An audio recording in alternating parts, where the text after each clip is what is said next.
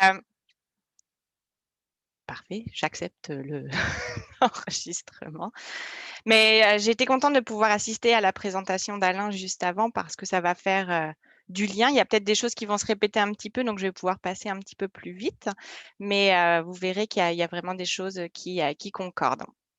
Donc moi aujourd'hui, le titre exact en fait de ma présentation, c'est, «La mobilité comme démarche ethnographique, étude du camping-carisme». Donc c'est vraiment, du camping-carisme dont je vais vous parler, du camping-car et c'est un sujet de recherche en fait que je travaille depuis presque 20 ans maintenant et dans un champ d'études qui est celui de l'anthropologie ou l'ethnologie comme Étienne, vous l'a dit.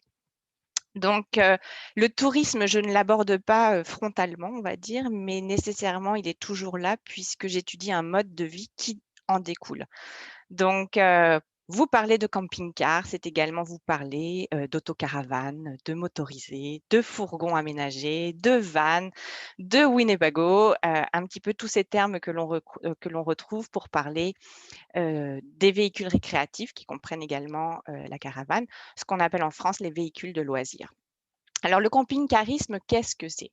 Donc c'est une pratique, souvent touristique, lors de laquelle est utilisé un camping-car, vous vous en serez douté, à la fois pour se déplacer et pour résider au moins une nuit en dehors du domicile.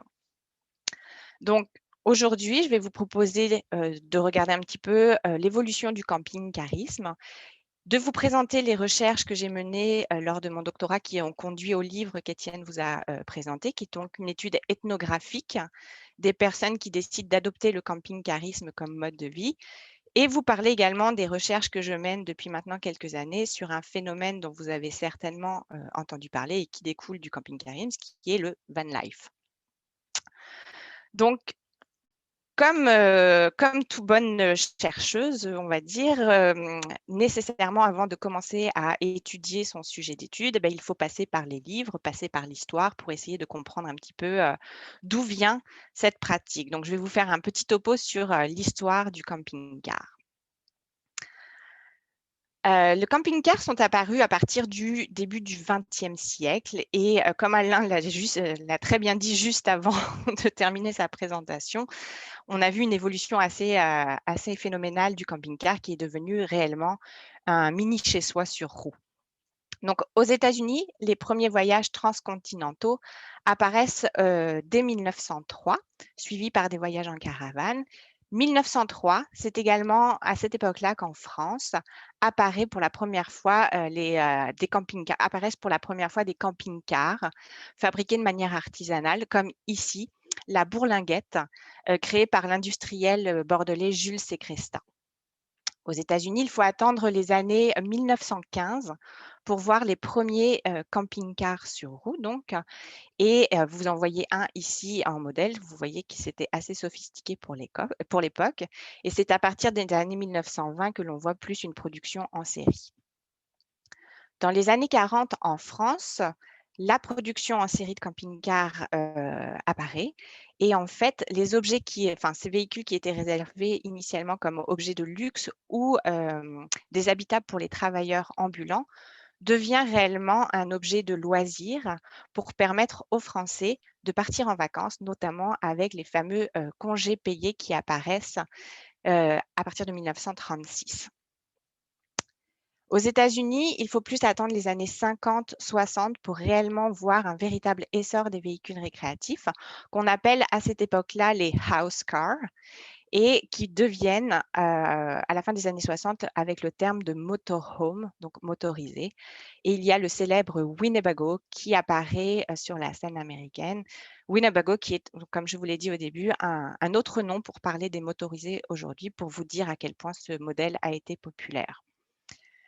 Bien entendu, dans les années 60 et les années 70, le mouvement hippie va amener également une évolution au niveau des modèles de, véhicules récréatifs et l'on voit apparaître le fameux combi Volkswagen, donc Westfalia, qui est aujourd'hui encore très, très populaire et que l'on croise fréquemment sur la route.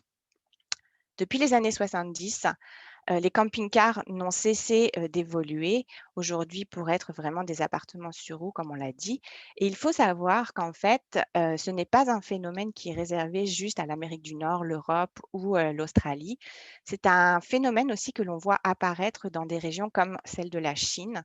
Depuis les années 2010, en fait, il y a vraiment un essor du camping-carisme en Chine et de plus en plus de familles chinoises adoptent le camping-car comme mode de transport, mode de voyage. Depuis la pandémie de Covid-19, il faut savoir qu'il n'y a pas eu du tout un impact néfaste sur l'industrie du camping-car. Au contraire, les ventes ont explosé. De par le fait que les voyages internationaux étaient proscrits, eh bien, voyager en camping-car est devenu une façon de faire du tourisme et une façon sécuritaire de faire du tourisme dans le sens où on voyage avec une même bulle familiale, dans le confort de son chez-soi qui permet une certaine autosuffisance et tout cela dans des limites soit régionales, soit provinciales, soit nationales pour répondre aux consignes sanitaires de chaque pays. Aux États-Unis, il faut savoir qu'entre juin 2020 et juin 2021, les ventes ont augmenté de 71,4%. Donc, et ce sont particulièrement les jeunes de 18 à 34 ans qui achètent des nouveaux motorisés ou des anciens motorisés, mais qui achètent des motorisés. Et ça représente 22% du marché actuellement. Donc, c'est vraiment énorme. En Europe, les ventes sont un petit peu moins importantes, mais cependant toujours en progression. Donc, je pense que dans le premier trimestre de 2021, les chiffres disaient 31,4% d'augmentation des ventes de VR. Pour vous donner ici une idée, voici l'évolution du nombre de motorisés, je parle bien de motorisés seulement, pas de caravanes, de motorisés entre 2010 et 2022. Vous voyez qu'en l'espace de 10 ans, les chiffres ont plus que doublé. Donc 577 000 en 2021, c'est une estimation d'après les commandes.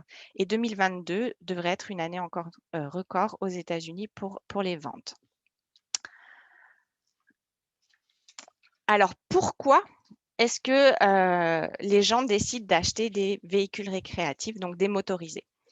Vous voyez, il y a une étude qui vient d'être menée en fait par la Recreational Vehicle Industry Association aux États-Unis et l'Université du Michigan. Elle vient juste de sortir, ce sont des chiffres qui ont été avancés en juillet. Et donc, 33% ont acheté un camping-car pour voyager confortablement dans leurs affaires. 33% ont acheté un camping-car pour explorer le pays, le continent. 27% pour profiter des activités de plein air. Et là, des nouveaux chiffres qui sont intéressants. 22% le font ou l'ont acheté pour pouvoir travailler à distance et 17% pour pouvoir suivre des cours à distance. Donc là, Étienne, peut-être que ça pourrait être une nouvelle tendance dans ton séminaire. Autre fait, 16% ont acheté des véhicules récréatifs parce il y avait des restrictions de voyage et donc ils n'avaient pas d'autres moyens de voyager pendant ces années-là. Donc ce sont des chiffres intéressants à regarder pour comprendre un petit peu pourquoi est-ce que les gens achètent des camping-cars. Alors, qui sont les camping-caristes? Selon Rodolphe Daudier, professeur de géographie en France, il y a 3 types de camping-caristes. Des campeurs. Donc les campeurs, ce sont vraiment les campeurs traditionnels, le modèle classique de villégiature, c'est-à-dire qu'ils utilisent le camping-car pour se rendre dans un lieu de villégiature au sein duquel ils auront des pratiques touristiques. Les routards, au contraire, sont ceux qui vont vraiment circuler beaucoup avec leur camping-car, prendre la route, que ce soit pendant des vacances estivales ou à d'autres périodes de l'année. Les oiseaux migrateurs, ce qu'on appelle ici les snowbirds, donc ce sont des personnes qui vont migrer pendant un temps relativement long, généralement 6 mois, pour échapper à la saison hivernale et aller vers des destinations plus clémentes. Brenda Le Bigot est une des chercheurs en France qui s'intéresse aux oiseaux migrateurs, on va dire, donc les Français propriétaires de camping-cars qui s'en vont au Maroc pour passer tout l'hiver là-bas. Moi-même, je m'y suis intéressée dans le sens où j'ai essayé de rencontrer des personnes du Canada principalement francophones, des Québécois, qui décident de migrer vers le sud de la Floride, dans un endroit très particulier, vous allez le voir ici, dans la région d'Hollywood, Hallandale et Fort Lauderdale, et qui reconstitue en fait un véritable microcosme québécois. Donc cette petite région-là de la Floride est appelée en fait le Petit Québec ou bien alors Floribec. Et c'est très intéressant pour ceux qui souhaitent s'y intéresser dans le sens où il est tout à fait possible de vivre en Floride, dans cette région-là, comme on le fait au Québec, c'est-à-dire que vous avez la Banque québécoise des jardins, vous avez les services hospitaliers en français, vous avez les restaurants qui vous servent la très bonne poutine du Québec, vous avez les commerces qui vous offrent tous les mets que vous pouvez retrouver au Québec, les journaux québécois qui sont là, vous avez la télévision québécoise qui est là. Bref, vous pouvez vivre en français comme vous le feriez au Québec, si ce n'est que là, vous le faites sous les palmiers, ce qui réjouit un grand nombre de Québécois qui migrent donc là-bas l'hiver. Je vous invite d'ailleurs à lire les recherches qui sont faites aussi par Rémi Tremblay sur ce sujet. Donc ça, ce sont les 3 catégories de camping-caristes proposées par Rodolphe Daudier.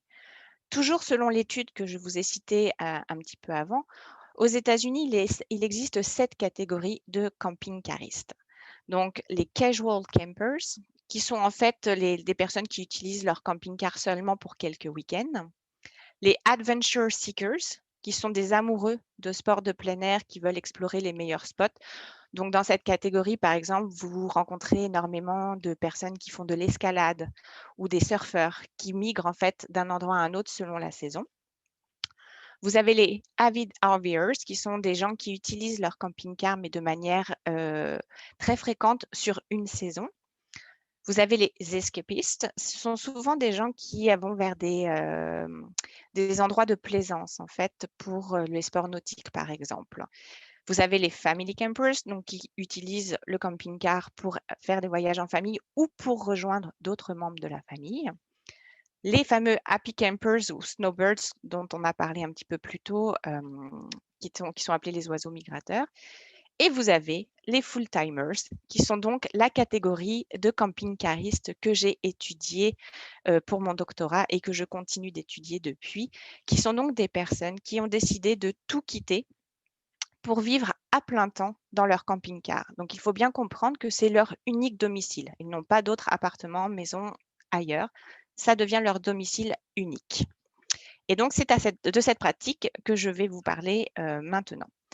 Un petit peu comme Alain le disait dans la présentation précédente, contrairement à lui, en fait, c'est-à-dire que moi, c'est un sujet qui n'avait absolument pas été exploré avant. Donc, j'avais beau essayer de me documenter dans les livres pour comprendre un petit peu cette population, il n'y avait rien. Donc, je n'avais pas défini ma problématique de recherche avant d'aller sur le terrain. C'est vraiment le terrain de recherche qui m'a permis de découvrir cette population et de définir par la suite ma problématique de recherche. Donc, c'est un petit peu comme ça que je vais pouvoir vous présenter ce que j'ai fait. En anthropologie, l'objectif, en fait, pour étudier les personnes que l'on souhaite étudier, il faut aller vivre avec ces personnes-là pour vraiment comprendre le fonctionnement de cette population de l'intérieur. Donc, on va généralement dans leur lieu de résidence pour partager, donc dans leur village, dans leur ville, pour partager leur vie au quotidien. Lorsqu'on étudie des gens qui sont en mouvement, je ne pensais pas pouvoir faire le modèle classique de l'ethnographie, c'est-à-dire m'installer dans un coin puis faire de l'observation de ces personnes-là. Il fallait que je développe une nouvelle façon de faire et c'est ce que j'ai appelé une ethnographie en mouvement. J'estimais que pour comprendre la mobilité de ces personnes-là, il fallait moi-même que je sois mobile. Ce qui n'a pas été très simple pour convaincre mes directeurs de recherche qu'il fallait que j'ai un véhicule récréatif pour le faire. Ça a pris quelques temps avant que j'arrive à les convaincre. Mais au début, ce que j'ai fait, c'est que j'ai décidé donc de faire des terrains de recherche tout en étant mobile. Donc, je vais vous présenter, j'ai eu 3 terrains de recherche lors de ma thèse de doctorat. Le premier terrain a été en fait une colocation. J'avais passé une petite annonce en fait sur les sites de full-timer pour voir s'il y avait une personne qui serait ouverte à m'accueillir dans son véhicule récréatif pendant 2 mois pour que je puisse voir un petit peu comment fonctionne ce mode de vie, autant de la personne avec qui j'allais vivre que dans l'environnement où celle-ci était. j'ai eu la chance, j'ai eu une réponse positive, donc qui a été celle-ci, donc de Byron que vous voyez sur l'image, et j'ai eu la chance de vivre dans ce véhicule récréatif, donc qui est pour les amateurs un camping-car, un motorisé de classe A. Pendant 2 mois, j'ai vécu avec lui. C'est un terrain qui a été extrêmement enrichissant dans le sens où j'ai pu découvrir de l'intérieur comment ce mode de vie était fait. J'ai pu rencontrer plein de personnes dans les différents lieux où Byron allait.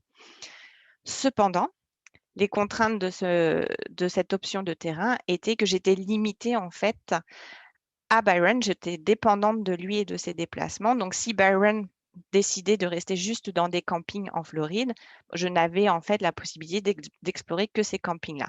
Et je me suis vite rendu compte, en parlant avec les full-timers que je rencontrais, qu'il y avait beaucoup d'autres possibilités de vie et qu'il fallait que je développe un autre terrain de recherche pour saisir tout ça.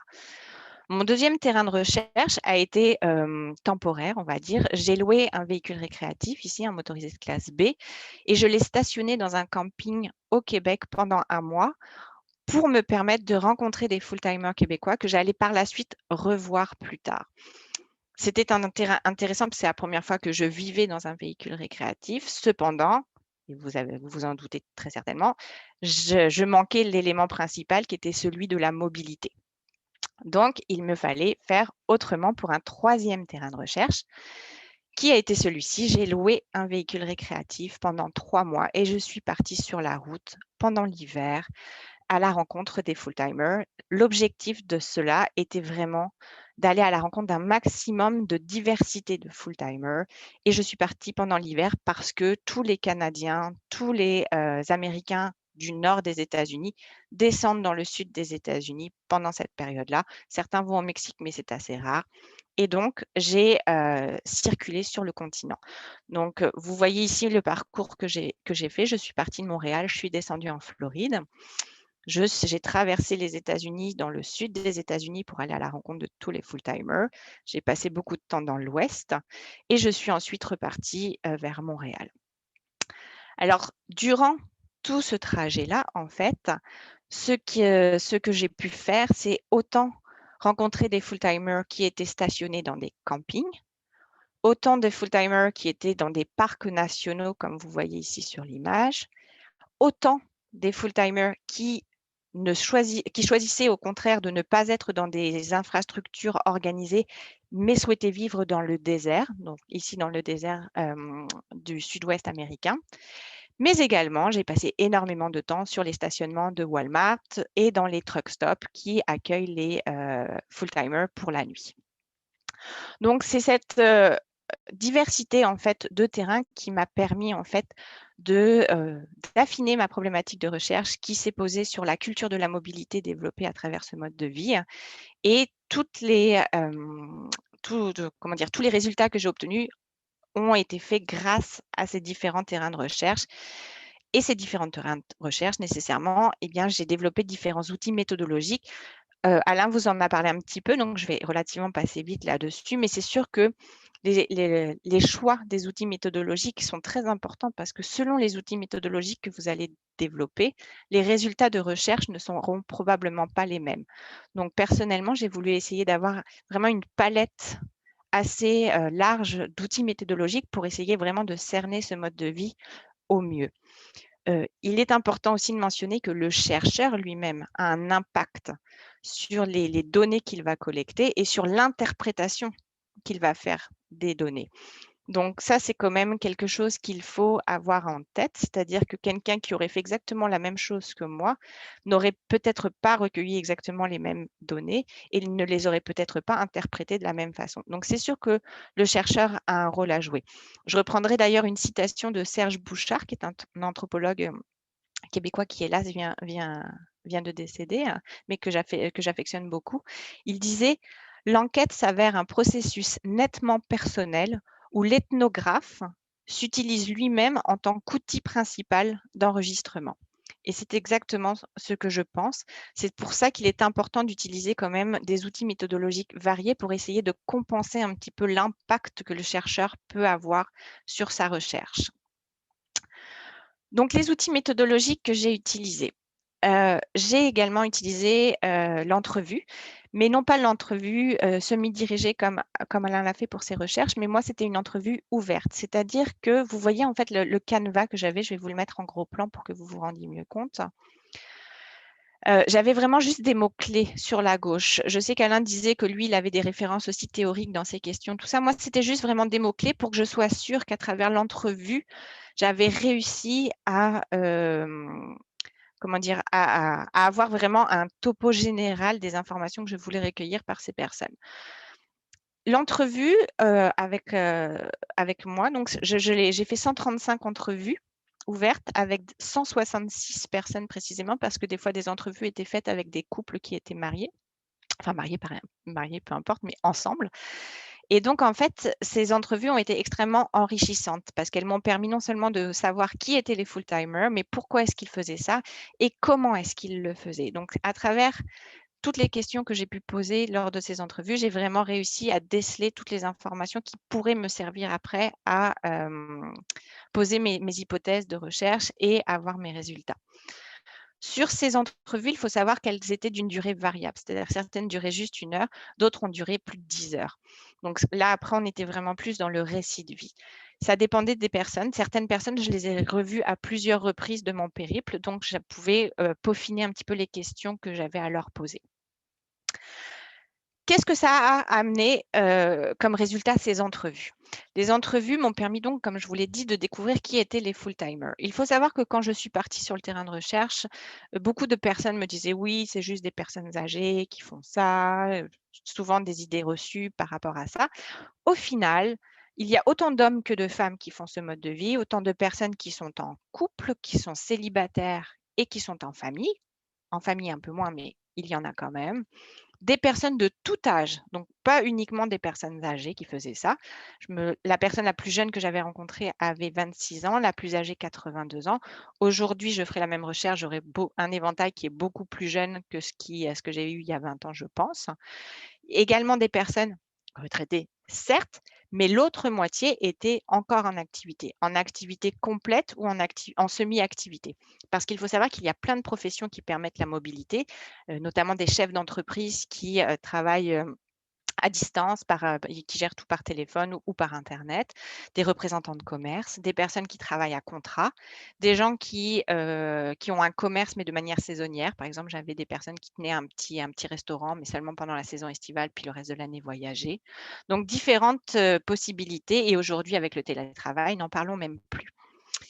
Donc vraiment une très, très grande hétérogénéité de personnes qui adoptent ce mode de vie.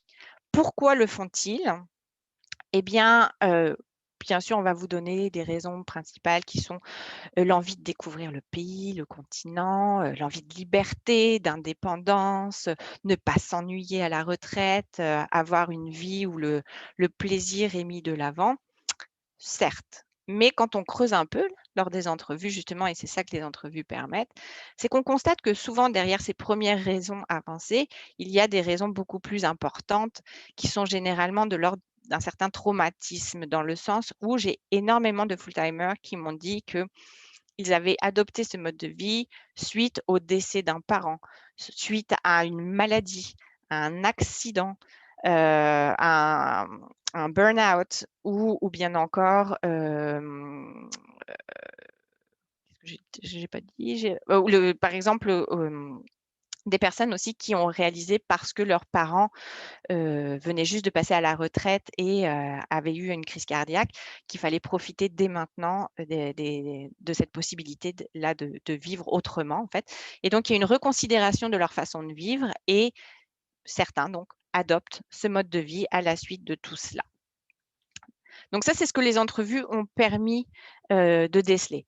Maintenant, et Alain vous en a parlé, l'observation participante ou la participation observante, je ferai une petite distinction ici, est essentielle, parce que qu'est-ce qu'elle a permis de mon côté? Elle a permis d'aller vérifier des propos que l'on m'avait tenus lors des entrevues, ou alors d'aller infirmer, et ça, c'est très important. Alain l'a montré sur la photo tout à l'heure. C'est vraiment essentiel d'aller faire cette observation-là. Et l'observation participante, donc c'est lorsque l'on observe mais qu'on fait partie de la communauté, on va dire. La participation observante, c'est qu'on participe soi-même aux activités et c'est qu'à travers cette participation-là qu'on a quand même son regard d'observateur qui est toujours présent. Le carnet de terrain est essentiel pour noter toutes ces observations-là et donc il faut toujours, ça c'est vraiment un outil que je vous conseille d'avoir si jamais vous voulez faire de l'observation. Le carnet, vraiment outil important pour tout noter. Et l'observation, entièrement d'accord avec Alain, l'observation se fait par les yeux, mais se fait également par les oreilles parce que l'écoute situationnelle est excessivement importante aussi dans certains terrains. J'ai également utilisé la cartographie, c'est-à-dire que pendant 1 an, j'ai demandé à toutes les personnes que j'avais rencontrées de compléter un questionnaire qui retraçait en fait leur déplacement sur 1 an, ce qui me permettait après de savoir un petit peu si c'était des personnes qui se déplaçaient régulièrement, si elles restaient longuement à un stationnement ou pas. Donc là, vous voyez un des résultats que j'ai produit où on voit que les personnes restent à peu près 6 mois dans un camping à Laval, au nord de Montréal, et les 6 autres mois circulent à travers le continent nord-américain.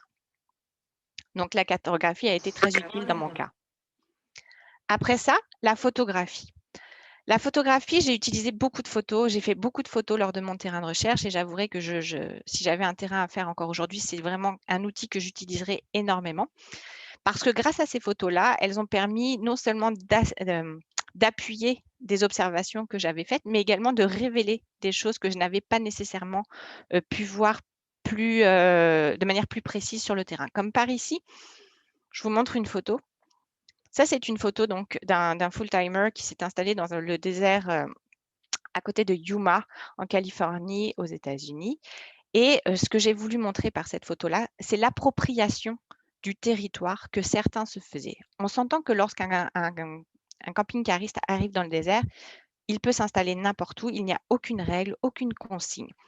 Mais ce que je constate par ces photos, c'est qu'ils ont tendance à reproduire une délimitation territoriale pour se sentir chez eux.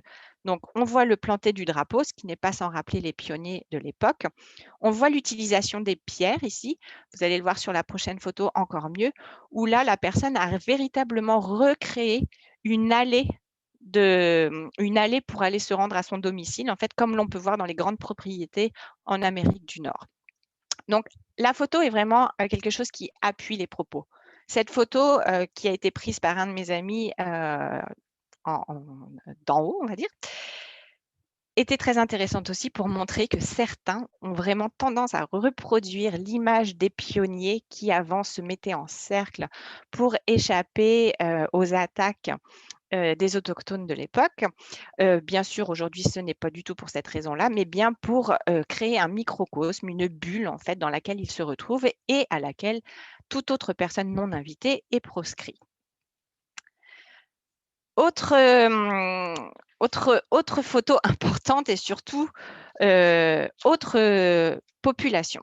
Les multiples terrains que j'ai menés en fait pour mes études de doctorat, en fait, ont mené à différents résultats que je vous exposerai un petit peu après.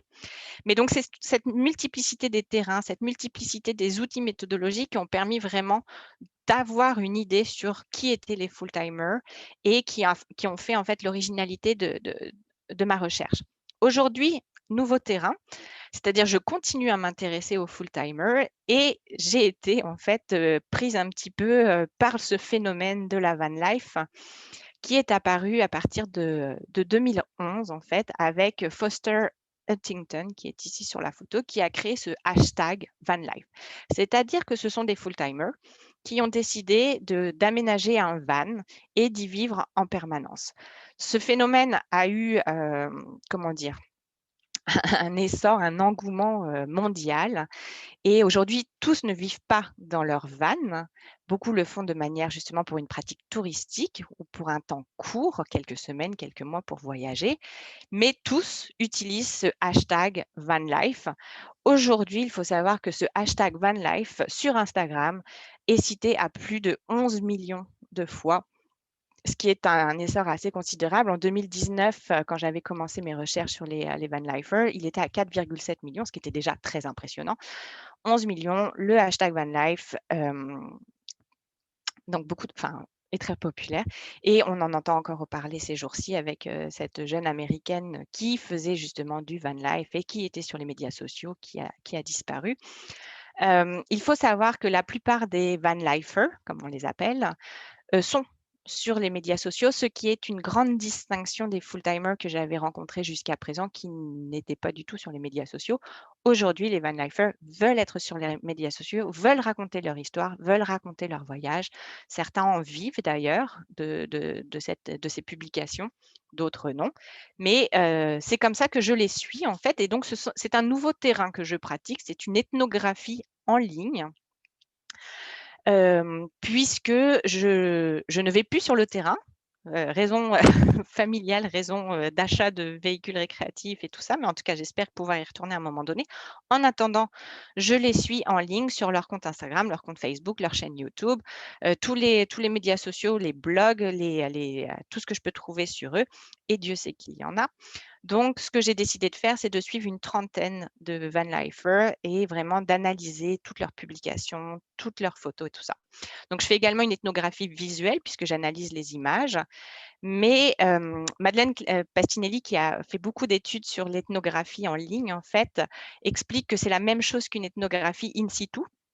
Je la contredirai un petit peu parce que j'ai constaté en fait que le terrain permettait aussi de voir justement quelle était la réalité derrière ce qui était publié et je pense que par rapport au van lifer, c'est quelque chose qui est très, très, très important. Je voulais vous montrer, si j'ai encore un petit peu de temps, ça dure 1 minute, Étienne. Je voulais partager en fait, une petite vidéo justement de full timer que je suis. Est-ce que ça te va? Parfait. Alors, ici.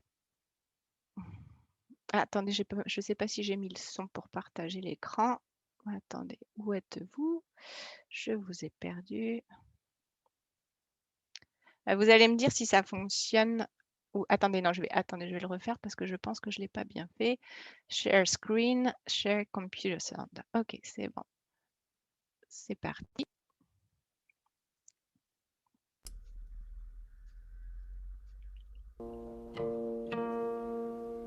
This is me, Emily. This is Corey. This is our van Basha, a 1987 VW Vanagon. And this is our pup, Penny Rose. This is the blog we started when we hit the road in 2013. This is the name we gave our blog. This is our office, our garage, our kitchen, our room with a big window. These are some of the places we've lived and people we've met. This has been us for over 4 years. We've lived our adventure with no return address.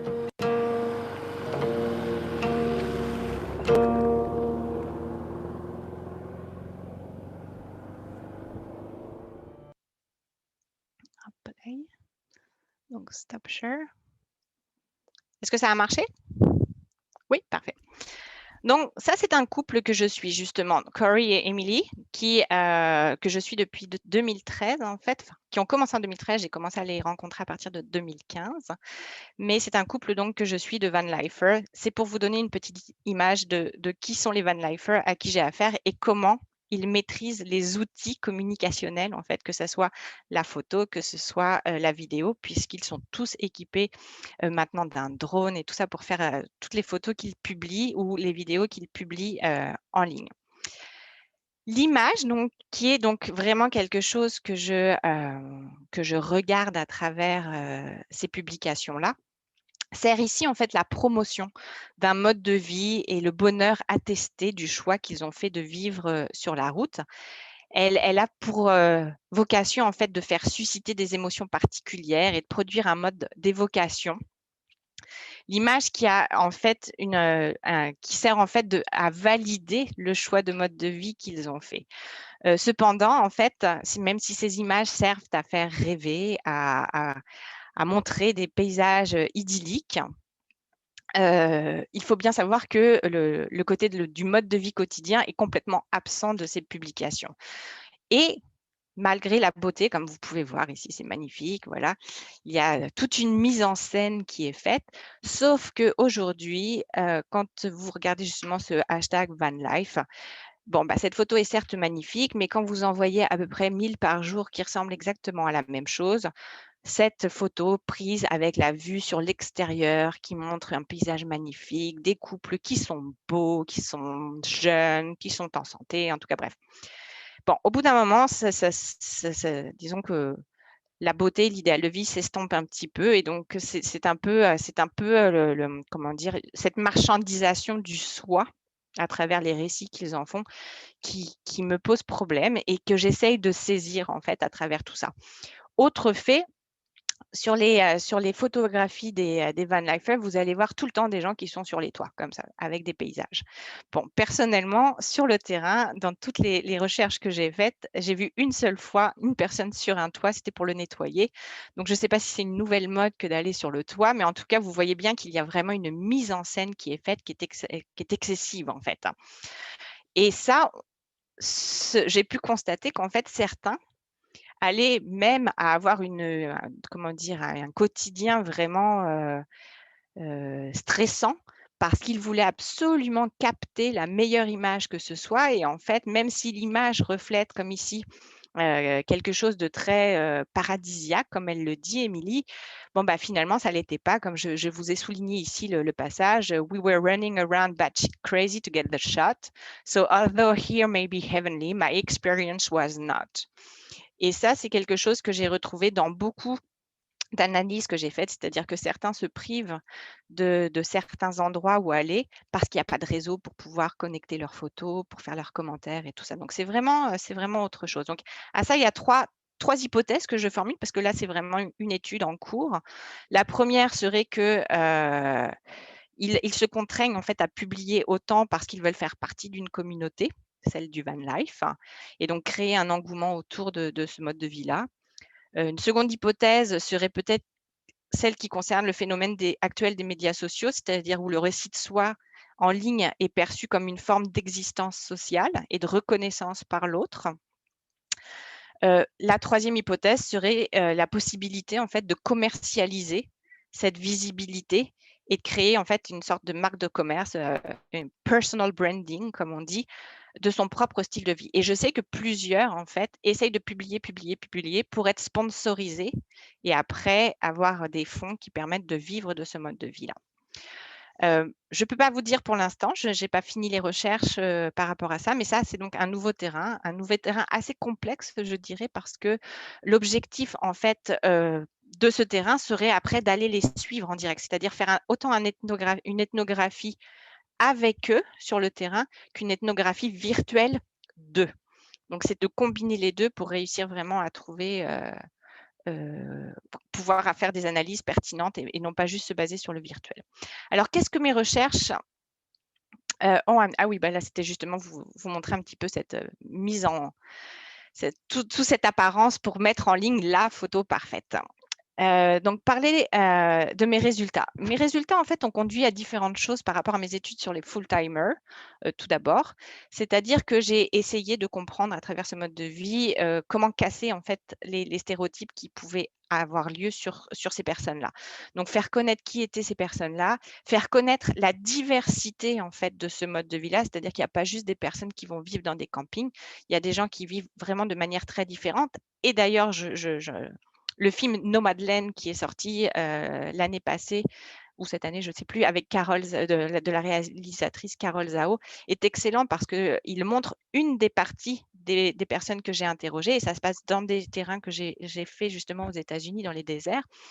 Donc, il y a vraiment une hétérogénéité qui est très importante et qui était importante à montrer. Connaître aussi les influences historiques, c'est-à-dire que ce mode de vie, d'où est-ce qu'il vient? Est-ce qu'il a des inspirations? Donc je me suis intéressée aux pionniers, je me suis intéressée aux hobos, aux beatniks, aux hippies, aux gitans pour essayer de comprendre un petit peu quelles étaient les influences de ce mode de vie-là. Et autre résultat, à travers l'étude de la culture de la mobilité que j'ai faite par ce mode de vie-là, en fait, j'ai réussi à voir un petit peu quelles avaient été les adaptations conceptuelles. C'est-à-dire que ces personnes qui vivent en camping-car à l'année développent un nouveau rapport à la culture matérielle, un nouveau rapport à l'espace, au chez-soi, développent des nouveaux rôles familiaux parce que, par exemple, les grands-parents ont des rôles qui sont attendus d'eux qui ne sont pas nécessairement les mêmes lorsqu'ils sont mobiles en permanence.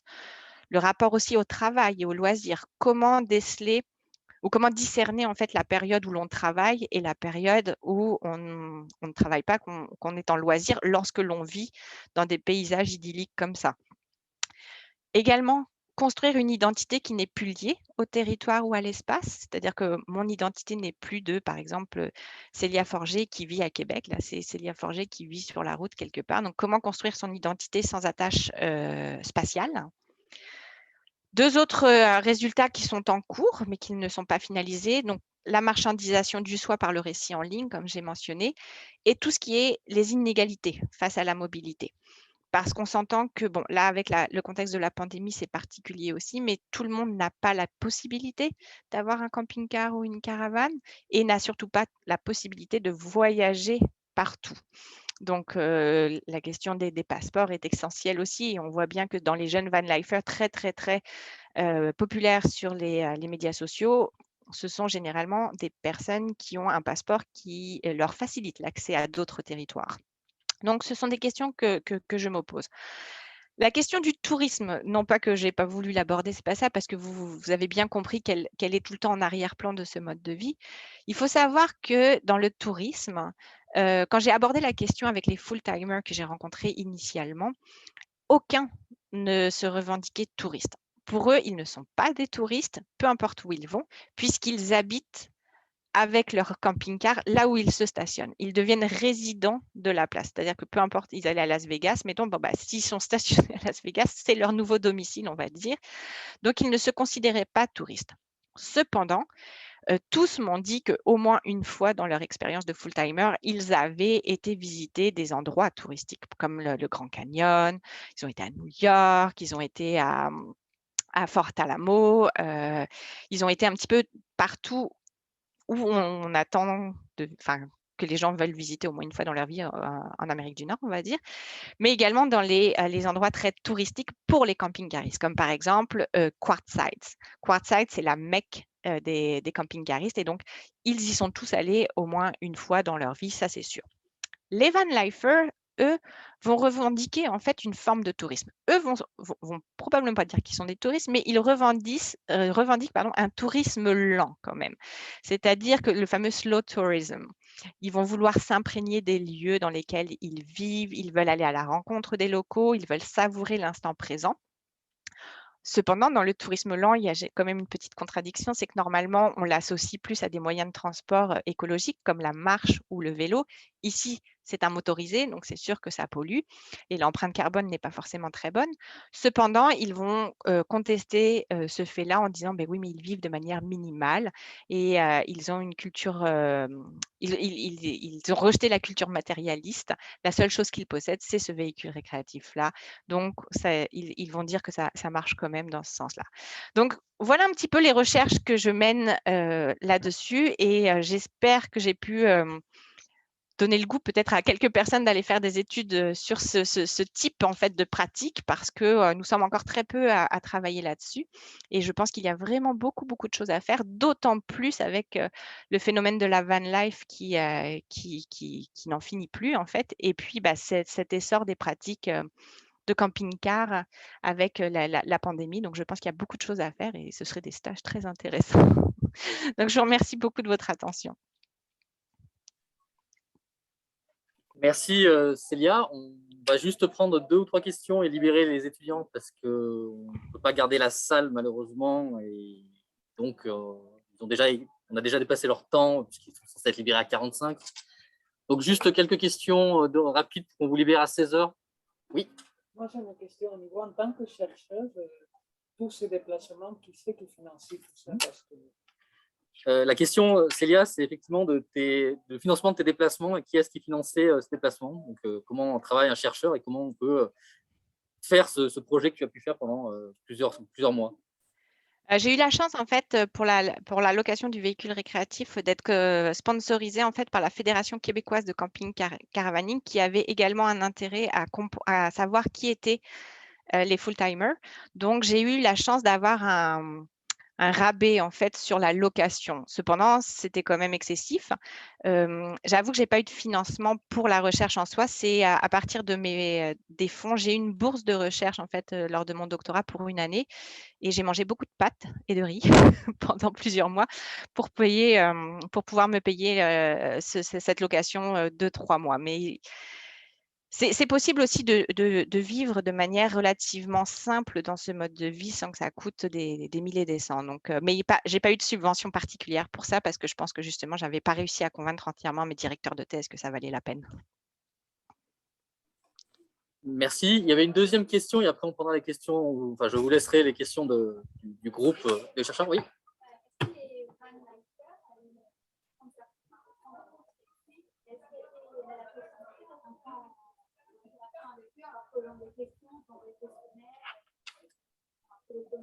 Ouais. La question, c'est est-ce que pour les vanlifers, tu es rentré en contact ou tu vas rentrer en contact avec eux via les réseaux sociaux pour leur poser des questions ou pas? Oui, bah justement, je l'ai déjà fait en fait. C'est une excellente question parce que c'est très compliqué en fait. J'en ai rencontré plusieurs ici au Québec.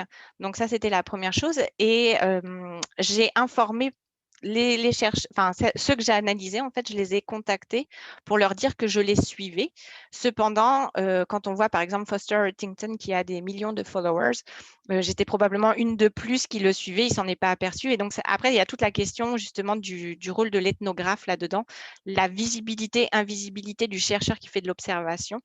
Donc, ce que j'ai pu, je l'ai fait, mais sans avoir eu nécessairement un retour pour qu'ils me disent si vraiment ils avaient vu que je les observais et qu'il y avait une recherche qui était faite sur eux. D'autres, je les ai vraiment contactés, je les ai appelés ou je les ai rencontrés. Donc, eux le savent et ça me permet de les rencontrer plus régulièrement, justement.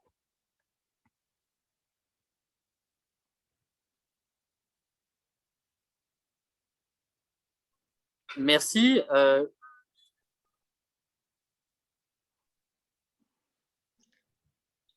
Moi, j'avais une question justement par rapport au recrutement des interviewés. Comment est-ce qu'on décide parmi la masse dont vous parlez de choisir voilà, ces 20 personnes-là, enfin, ces 20 groupes-là? Est-ce que vous avez cherché à avoir une diversité